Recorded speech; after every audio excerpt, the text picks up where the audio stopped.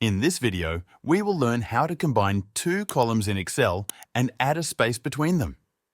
This is useful when working with names or any other data that needs to be merged into a single column. Let's start with an example. Suppose we have a list of first names in one column and last names in another. Our goal is to combine them into a single column with a space in between. First, click on the cell where you want the combined data to appear.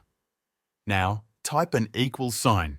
Then, enter the function CONCATENATE and open a bracket. Next, select the first cell from the first column. Then, type a comma. Now, type a quotation mark, followed by a space, and then another quotation mark. This adds a space between the two words. After that, type another comma and select the first cell from the second column. Finally, close the bracket and press Enter.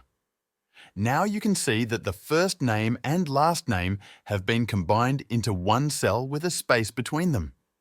To apply this function to all other rows, move your cursor to the bottom right corner of the cell where you entered the formula. When you see a small plus sign, click and drag it down to fill the rest of the column. All the names are now combined in the new column. That's it for this tutorial. If you found this video helpful, please consider subscribing and sharing.